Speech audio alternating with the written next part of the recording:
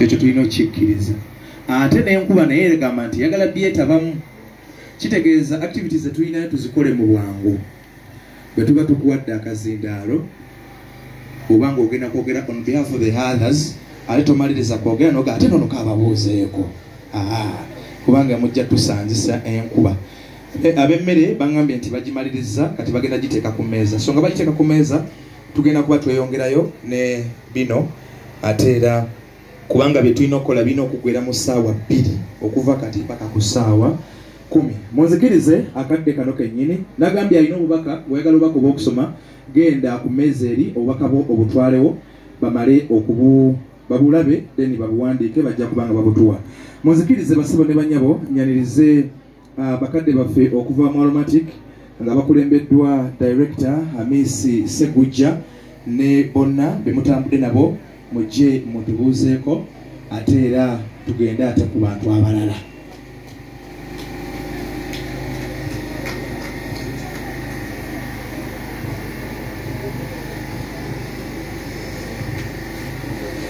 Amabugo temugawanze namuko obuzibu bwa ssente abadde andetedde mabugo mugende wali saagala kuleka linnya binga ngenze amabugo gakema mugende wali. Kabisa tokola. Assalamu alaikum wa rahmatullahi wa barakatuh. Omukama mulungi obudde bwonna omukama mulungi era zembera ze weewaawo. Segujja Hamisi Saalongo lyerinnya lyange okuva mu Aromatic Entertainment ate era nga nze director CEO wa Afrovision Films Limited, company esembyeyo okukola ne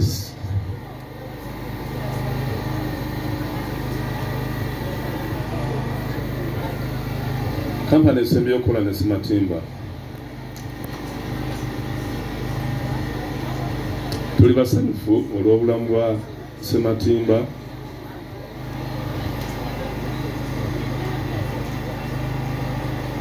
Tukoze naye ebbanga ddene okuviira ddala mu Aromatic Entertainment. Mujja kungumiikiriza naye ng'obubaka nina obutuusa.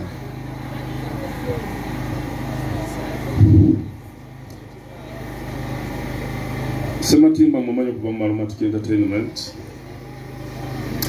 yatwegattako omwaka gusijjukira bulungi naye nga emyaka nga 10 emabega mu Aromatic. Tukoze naye films nyingi nga Aromatic nyingi omuli feature movies ne series ku TV naddala Bukedde TV ebiseera ebyo bye twakolanga naye we yabeererawo newankubadde nga mu kaseera kano tulina TVs endala ze tukolagana nazo. Filimu nyingi ze yazannyamu Amakungula na Olovu, waliwo abajjukira erinnya lya Mugoowa nga bamuyita bbawo omugoowa lyamutunda nnyo eryo naye nga mu kaseera kano abadde yawummula firimu emyaka egiwererako ddala. Nze Segujja Hamisi Saalongo ng'oyo mutwala nga mutabani wange nze mbadde mukomezaawo ku luguudo olwa firimu mu kibiina kye bayita Afrovision Films Limited era nga tulina firimu yaffe eri ku YouTube channel bagiyita era Afrovision Films Limited lyerinnya lya channel eyo kwe kuli firimu Sematimba zasembye okuzannya era gwe abadde ayagala okulaba ku Sematimba abadde tamanyi nti oba yabivaako yawummula genda ku mukutu ogwo ojja kulaba firimu ze ne wiiki eno yennyini episode mwalinga azannya era bwe namubise bangi balowoozezza nti biri mu firimu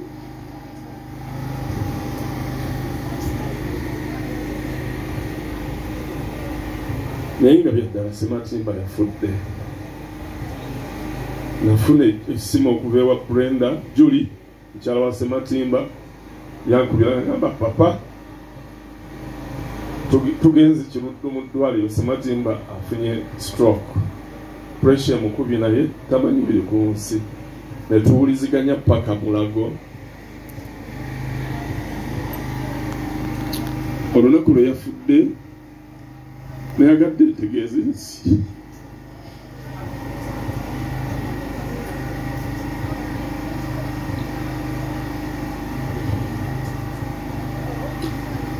Nayagadde ntegeeza ensi nti munnange tali bulungi.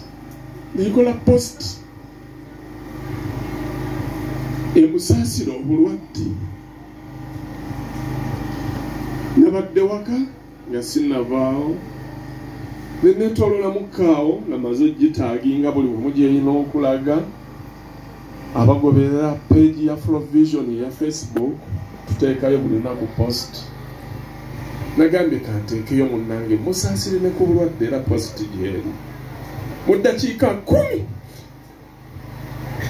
nsanga missed call ya Julie. Tiba ne gutyamu nengamba oba kiki.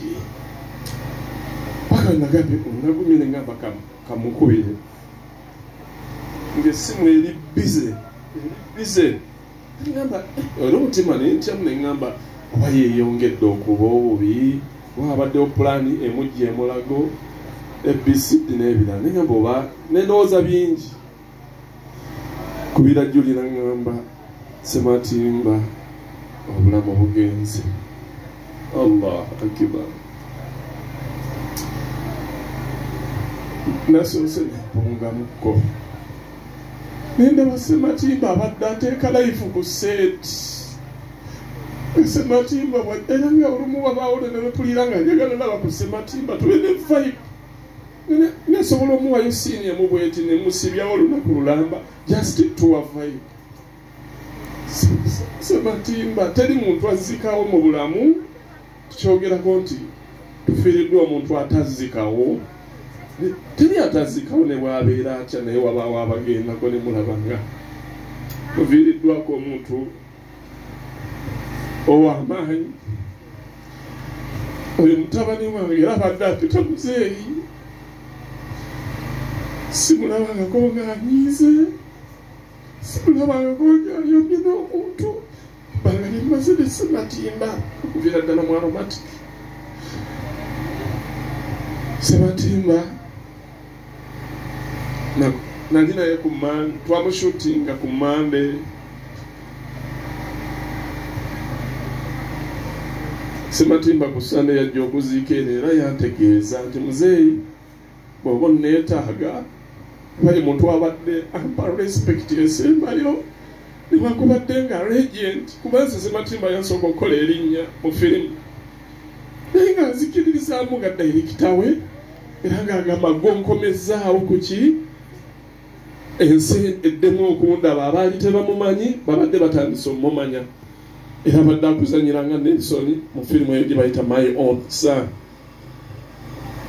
Sematimba antegeeza nti ngenze mu kyalo kuziika naye woba onneetaaga nsuubira okuvaayo kuba abadde ne puroguramu yali yasuubiza bamemba abo ababatuddeawo bamemba ba Afrovision abasinga obungi wano.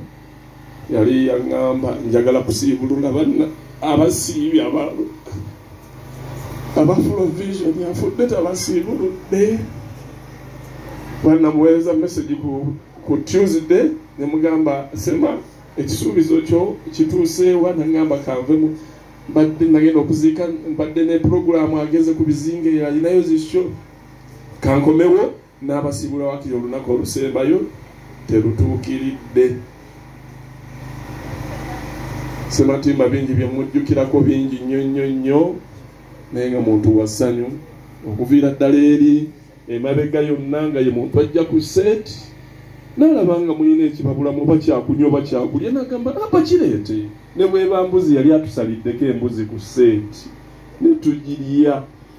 Sematimba ye muntu omufu ebiseera ebisinga obungi batera omwogerako ebirungi olw'okumusiibula obulungi bamalayika bamwanirize n'ebigambo ebirungi naye wabaawo aboogerwako ebigambo naye Sematimba abadde muntu w'abantu. Famire eno tugisaasira nnyo wamu n'ab'eŋŋanda tusaasira abaana abawala baffe. Kitalo nnyo nnyini ddala eddibu ddene nnyo erivudde mu famire eno muntu w'abantu bwenjogera bwe nti omutegeera kye bayita omuntu w'abantu sisita abadde wano ayogedde ekigambo nti abazadde bwe bazaala abaana babaawo abakwanguyira akikonyeeko nti Sematimba ye yali fulendire ku Naalongo so naffe abadde fulendire abadde mukwano gwange nnyo era nga simubuuza kintu kyonna so ngenda kusaasira bamemba ba Afrovision okuviibwako munnammwe omukyalo oyo Nisha wabadde azanye naye ebiseera ebisinga obugiyimukako bakulabe oyo kalakita ye oyo ye Nisha oli ye Nelson era nga bwe bakola ki omukyalo omulala Bise era babadde balinda mukolo Nelson okuwasa Bise omukolo badde bagulinda Bise aliwa afulumyemu n'omukyalo ono Daisy azanyanga Daisy my own son bangi naye tulina ennaku y'amaanyi nnyo era ngenda kusaasira ab'ennyumba eno bambi n'abakungubazi mwenna tuberekere Sematimba Mukama Katonda amuwe ekiwummulo eky'emirembe tweyanza rest in peace Sema